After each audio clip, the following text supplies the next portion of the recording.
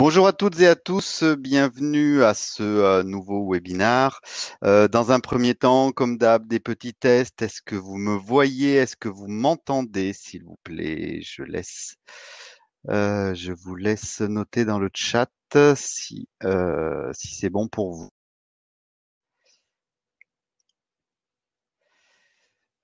Par contre, je n'ai rien dans le chat.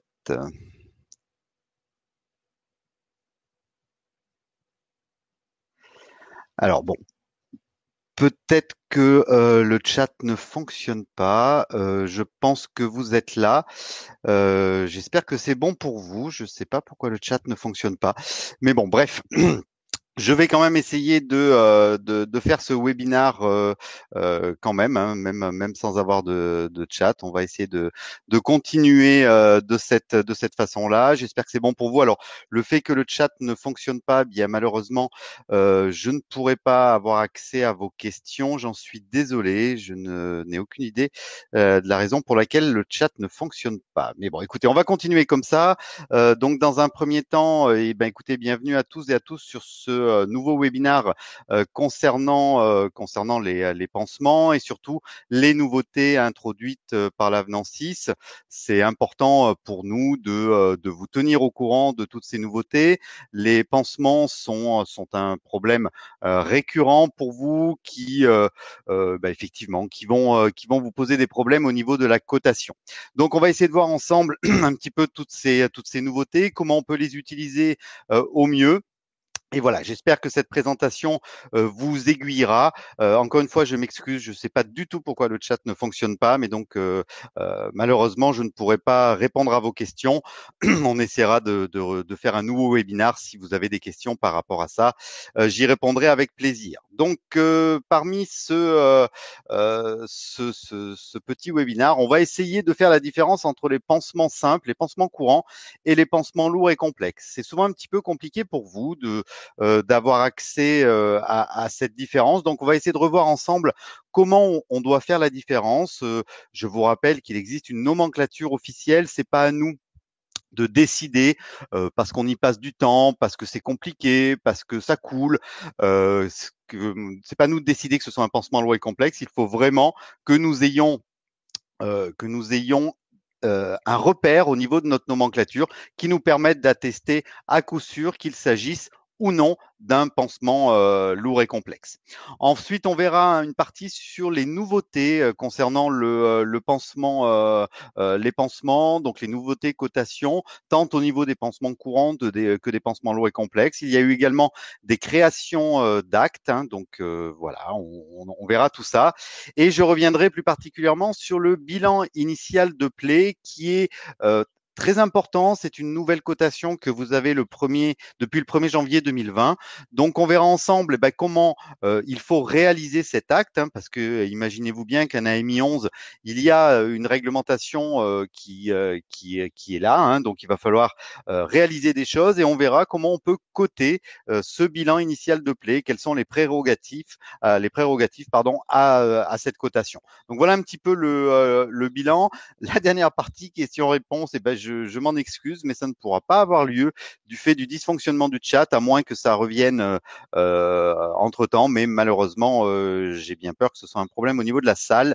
Voilà, je m'en excuse encore, malheureusement, je n'en suis pas cause. On essaiera de voir comment on peut faire pour répondre à vos différentes questions. Alors, on va commencer par la première partie qui est comment faire la différence entre les pansements lourds et complexes. Eh bien, c'est relativement simple. Enfin, relativement simple. Oui et non. Il va falloir se référer aux différents chapitres de notre nomenclature qui définissent ces pansements. Petit point, toute ma présentation, bien entendu, fait partie du document que je vous ai mis en téléchargement. Vous avez un bouton vous permettant de télécharger ce document et qui vous permettra de retrouver effectivement toute ma présentation avec tous les différents pansements. Parce que là, j'imagine que c'est pas forcément ultra lisible pour vous, mais c'était important pour moi que je reprenne la totalité des pansements. Donc, les pansements courants se trouvent dans l'article 2 du chapitre 1 de la nomenclature avec des définitions très claires de ces pansements.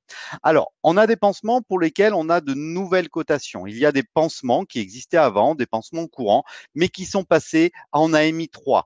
Avant, ils étaient en AMI2 ou 2,25 pour le pansement de trachéo. Mais certains pansements AMI2 sont passés en AMI3 avec l'avenant 6, donc depuis le 1er janvier 2020.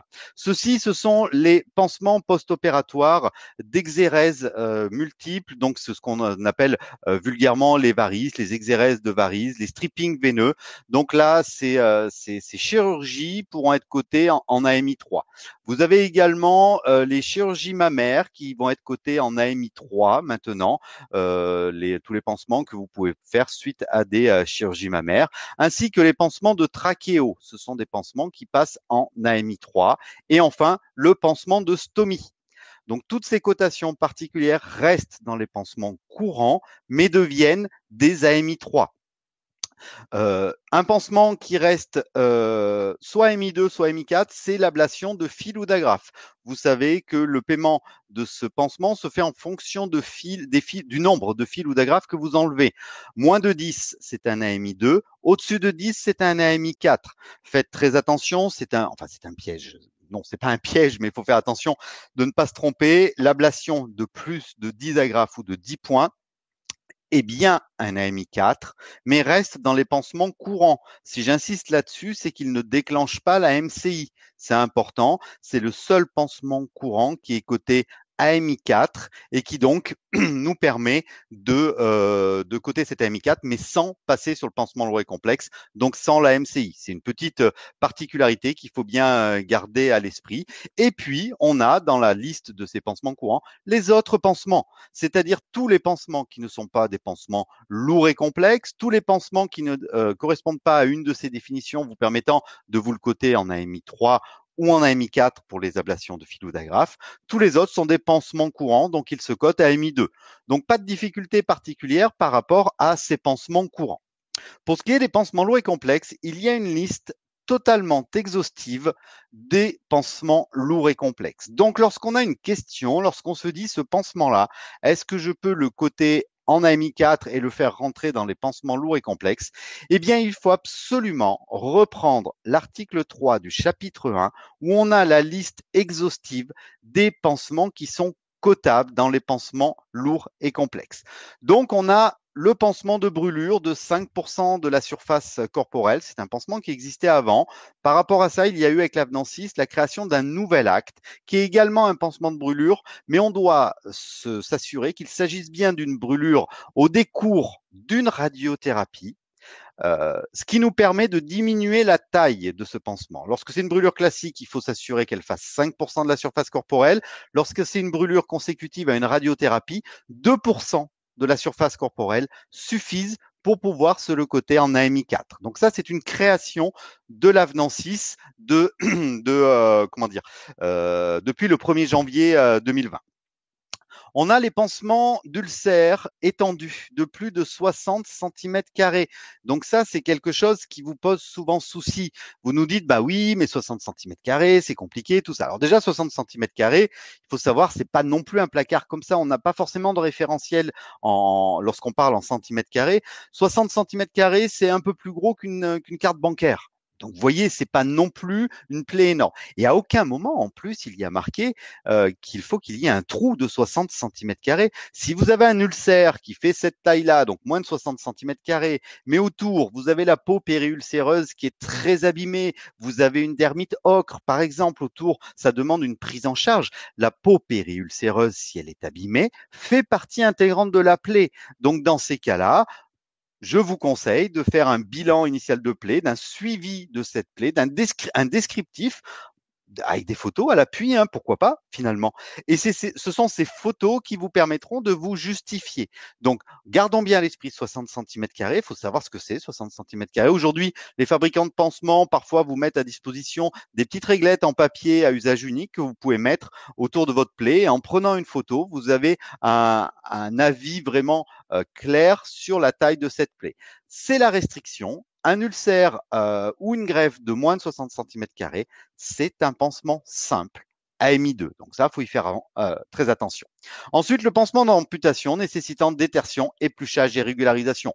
Pas de problème particulier. Tous ces articles qui décrivent des pansements précis, il faut s'assurer que chacune de ces étapes soit présente au niveau de la réalisation de notre pansement.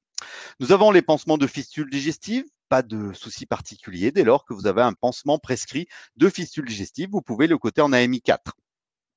Vous avez les pansements pour perte de substances traumatiques ou néoplasiques. De la même façon, vous vous assurez que votre pansement corresponde bien à cette définition. Pansement nécessitant un méchage ou une irrigation. Petite nouveauté de l'avenant 6, et pas des moindres, cet article existait déjà avant, mais il a été modifié. Il y avait un satané mot qui était dans cet article, qui était le mot chirurgical. Enfin, effectivement, cet acte s'appelait pansement chirurgical nécessitant un méchage ou une irrigation. Eh bien, le fait qu'il y ait ce mot chirurgical faisait que vous ne pouviez vous coter cet acte qu'à condition qu'il se réalise au décours d'une chirurgie. Vous pouviez être amené à mécher une plaie, par exemple un kyste qui s'est ouvert tout seul. Vous pouviez être amené à le mécher. Eh bien, avant cette modification, vous ne pouviez pas le coter en AMI 4, bien qu'il y ait un méchage, pour la bonne et simple raison qu'il n'était pas suite à une chirurgie. Dans cet avenant 6, le mot chirurgical a été supprimé. Donc aujourd'hui, tout pansement méché ou irrigué peut se coter comme un pansement lourd et complexe AMI 4. Pansement d'escarre profonde et étendue atteignant les muscles et tendons, pas de difficulté particulière. Pansement chirurgical avec matériel d'ostéosynthèse extériorisé, Donc là, dès lors que vous avez du matériel, ne vous posez pas trop de questions. Alors, on est du genre à étudier les écritures. Effectivement, dans nos formations, on vous explique réellement comment on doit faire quand c'est écrit précisément. Eh bien là, servons-nous du texte. Matériel d'ostéosynthèse extériorisé. Est-ce qu'il y a noté quelque part qu'il est nécessaire qu'il s'agisse d'un fixateur externe avec 10 fiches différentes? Non. Non, vous savez, les petites interventions d'Hallux valgus, parfois certains chirurgiens ou dans certaines formes sévères d'Hallux valgus, ils sont obligés de mettre une petite broche au niveau du gros orteil notamment. Cette petite broche, elle sort de ça. C'est du matériel d'ostéosynthèse extériorisé. Donc oui, dans ces cas-là, ne cherchons pas la difficulté, c'est un AMI 4, c'est un pansement lourd et complexe. Prenez l'habitude, voyez dans les webinars, dans nos formations, on vous donne des infos comme ça, mais on sait pertinemment que c'est compliqué de les retenir, ces infos, parce qu'il y en a beaucoup et tout ça. Ce qui est le mieux, je pense, pour vous, c'est le fait de savoir où aller chercher l'info. Donc, lorsque vous vous dites, est-ce que mon pansement correspond bien à un pansement lourd et complexe, plutôt d'essayer de vous rappeler de ce qu'on vous a dit, essayez d'aller revoir le libellé exact de votre pansement. Oups, on continue, je suis allé un petit peu trop vite. Donc voilà la liste des pansements lourds et complexes. Donc dès lors que vous vous posez une question, vous avez un pansement à prendre en charge, vous ne savez pas comment le coter, eh bien vous reprenez votre liste des pansements lourds et complexes. Si le pansement correspond et que vous êtes en capacité de le prouver, vous pouvez vous coter un AMI 4 et la MCI potentiellement associé si vous êtes en capacité de prouver la coordination que vous faites derrière. Si ce n'est pas le cas, c'est un pansement simple, un pansement courant que vous cotez AMI 2. Alors, on va continuer avec les nouveautés concernant l'avenant 6. Désolé, mais je suis un petit peu perturbé par le fait qu'il n'y ait pas de chat, de ne pas avoir de retour de votre part. J'espère que tout se passe bien pour vous. je suis vraiment désolé, puis ça m'embête de ne pas pouvoir répondre à vos questions, mais on verra. Je suis en train de réfléchir en même temps que je vous parle comment on va pouvoir organiser ça. Donc, les grandes nouveautés de l'avenant 6, hormis celles que je vous ai déjà présentées en vous parlant des deux articles de notre nomenclature présentant les pansements, à savoir l'article 2 du chapitre 1 et l'article 3 du chapitre 1, on va voir vraiment les nouveautés, les nouveautés qui sont apparues à la fois au 1er janvier 2020 et celles qui vont apparaître également au 1er juillet 2020. Donc, 1er janvier 2020, création du bilan initial de plaie. C'est un bilan à la première prise en charge d'une plaie pour un pansement lourd et complexe. Donc, dès lors que vous avez à réaliser un pansement lourd et complexe, vous êtes en droit de vous compter un bilan initial de plaie. On passe, mais ne vous inquiétez pas, j'ai une partie entière sur ce bilan initial de plaie. Voilà, donc on va revenir largement dessus. 1er juillet 2020, vont apparaître le pansement d'ulcère ou de greffe cutanée avec pose de compression, cet AMI 5,1. C'est un nouveau pansement, donc qui ne va concerner que les ulcères ou les greffes. Et dès lors qu'on aura une compression à mettre dessus, donc une compression, pareil, ça c'est l'article réel qui est noté dans la nomenclature. Donc ne vous posez pas des questions. Est-ce que ça marche pour les bas?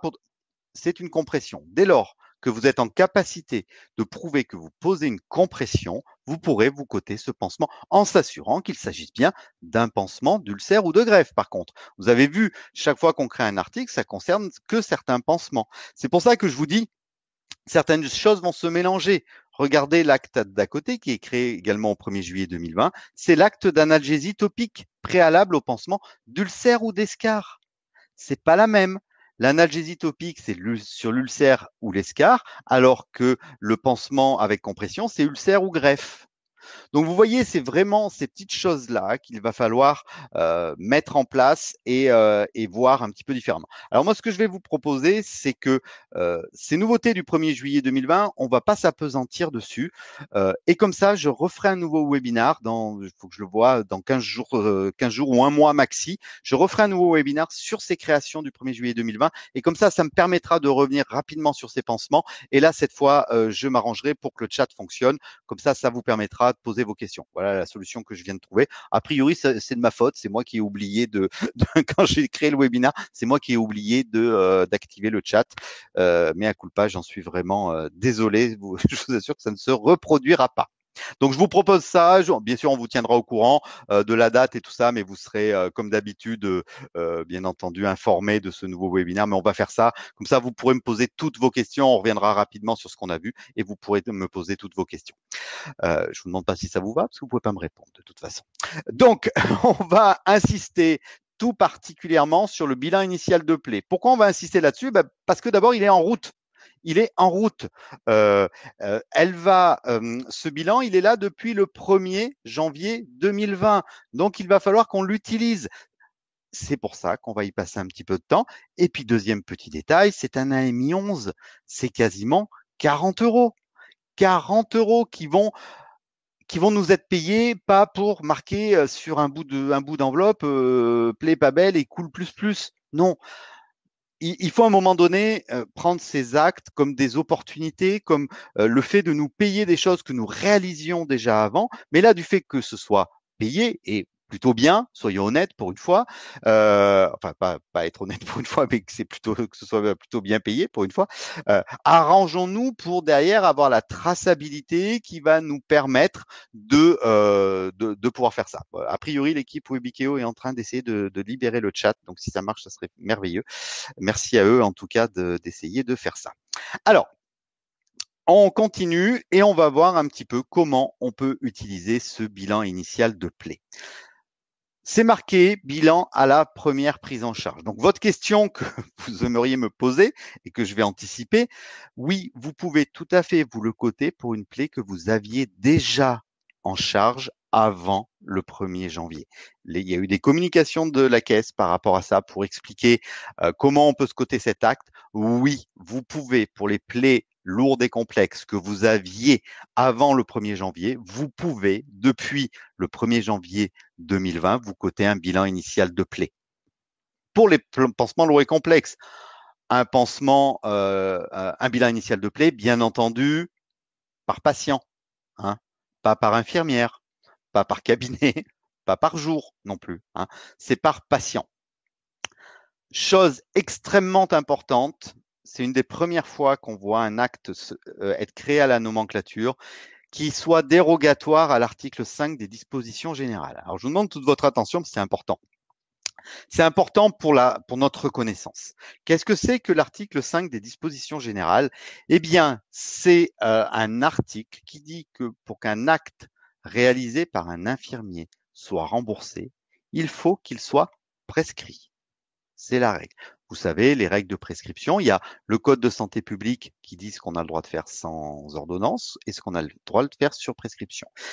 Dans la convention qu'on a signée avec la Caisse, il est bien noté que nous ne pouvons que se faire payer des actes qui sont prescrits. Eh bien, pour la première fois dans notre nomenclature, un acte est dérogatoire à cet article, c'est-à-dire que vous n'avez pas besoin d'une ordonnance spécifique pour vous coter ce bilan initial de plaie. C'est hyper important. Ça veut dire que n'importe quelle plaie que vous avez en charge avec simplement une ordonnance de pansement tous les 2 à 3 jours, pansement 2 fois par semaine, pansement lourd et complexe et ainsi de suite. Dès lors que vous avez ça, vous avez le droit de vous coter un bilan initial de plaie. C'est super important. Comment vous allez vous le coter? Ben, c'est écrit très clairement. Vous pouvez vous le coter une fois par an pour une plaie qui dure plus d'un an et 2 fois par an pour une plaie récidivante. À savoir que la notion de récidive pour la Sécu, c'est qu'il faut s'assurer qu'il y ait eu une interruption de soins de 2 mois. C'est-à-dire, vous faites votre bilan initial de plaie aujourd'hui, dans 3 mois, votre plaie est fermée, vous avez très bien travaillé, vous lâchez votre patient, vous lui dites, bah, écoutez, moi, j'ai plus rien à faire, le pansement est résolu, et il vous rappelle 2 mois après en vous disant, je viens de me cogner au même endroit, la plaie s'est réouverte, c'est de nouveau un ulcère. Et bien là, vous pouvez vous reprendre un bilan initial de plaie, bien s'assurer qu'il y ait eu ces 2 mois d'interruption de soins concernant cette plaie-là. Donc, une fois par an pour les plaies de plus d'un an et 2 fois par an pour les plaies récidivantes. Qu'est-ce que vous devez faire pendant ce bilan initial de plaie? Eh bien, vous devez établir une fiche descriptive de la plaie, ce que vous faisiez déjà. On a un dossier de soins, puisque sur les plaies lourdes et complexes, je vous rappelle que on a déjà on a un dossier de soins pour évaluer cette plaie, tout ça. Donc, on décrit cette plaie. Et encore une fois, il faut penser, il y a l'aspect légal, l'aspect administratif, mais pensez à l'aspect pratique. Vous n'êtes pas la seule à intervenir chez vos patients. Vous avez vos collègues, vous avez vos remplaçantes.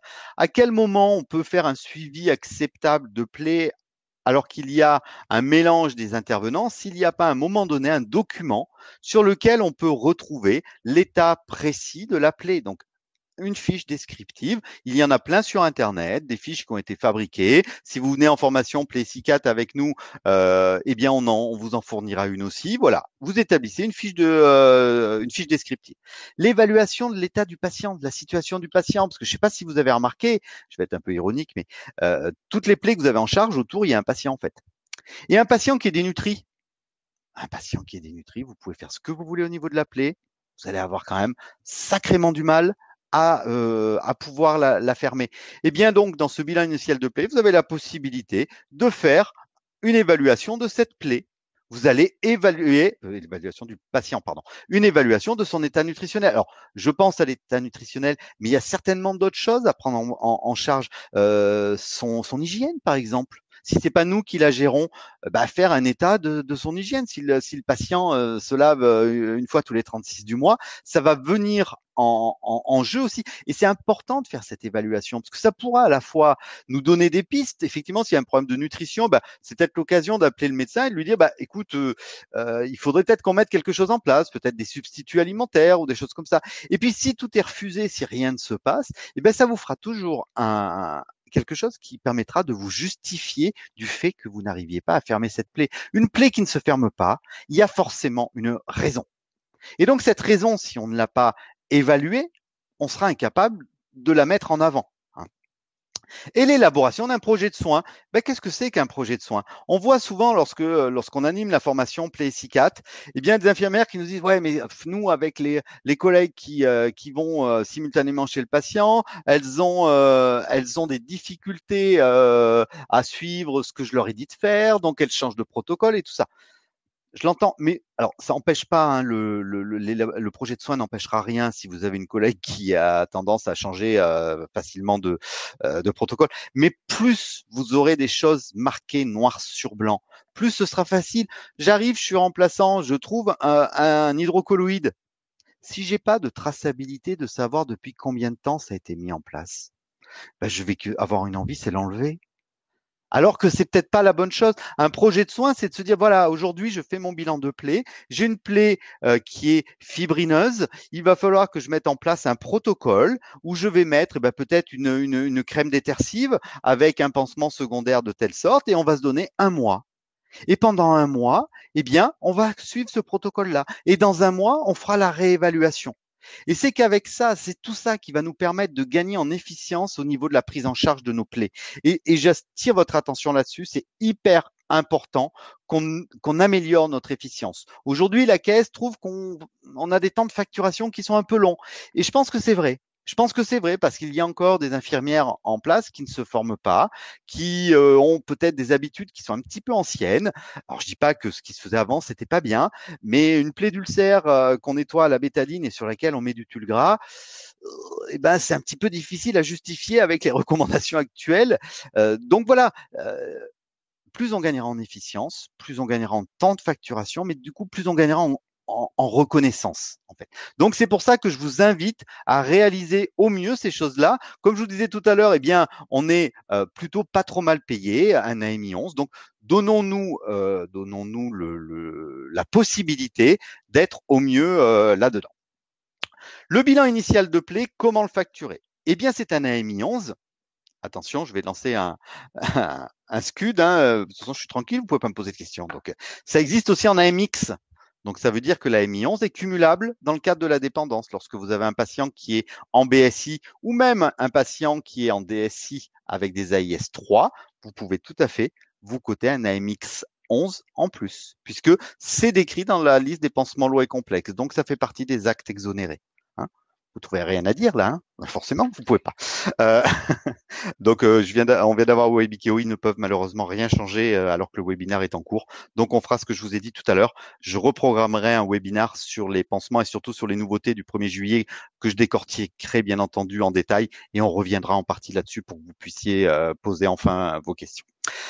Donc, cet AMI 11, il faut savoir une chose par contre, c'est qu'il comprend la réalisation du pansement. On ne se cote pas le pansement en plus. La AMI 11 comprend la réalisation du pansement le jour où on fait le bilan, bien entendu. Les jours d'après, on repart sur notre AMI 4. Et la MCI n'est pas cumulable. La AMI 11 comprend la MCI. Donc, le jour où vous faites le bilan initial de plaie chez votre patient, vous vous cotez un AMI 11. Point. Dès le lendemain ou le surlendemain, quand vous y retournez pour faire votre pansement, vous repassez en AMI 4 plus MCI, plus le déplat et ainsi de suite. Mais vous n'avez pas à vous coter la MCI lorsque vous vous cotez la MI 11.